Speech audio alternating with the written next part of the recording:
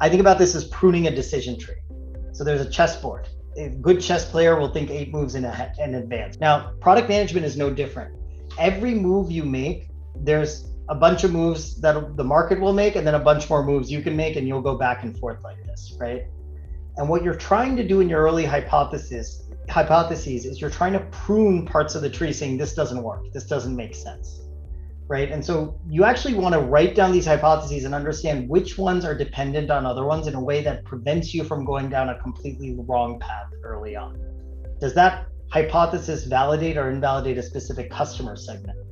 Does it validate or invalidate an entire approach, mobile versus desktop, let's say, right? Or where the app might be used. If you can start thinking about your hypotheses and adding them in those vectors and start pruning trees very quickly, that's the best way to go about it. Now, the hardest part of this is on, false positives and false negatives.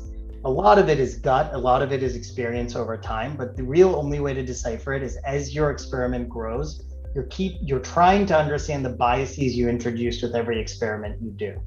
So who were the users? What was their user type? Are they all homogenous? Are they diverse enough that it's actually giving you a truly false positive, or is it only giving you a false positive for this target segment? And that's the most common bias you suffer from in false positive, which is who are the people who are using it?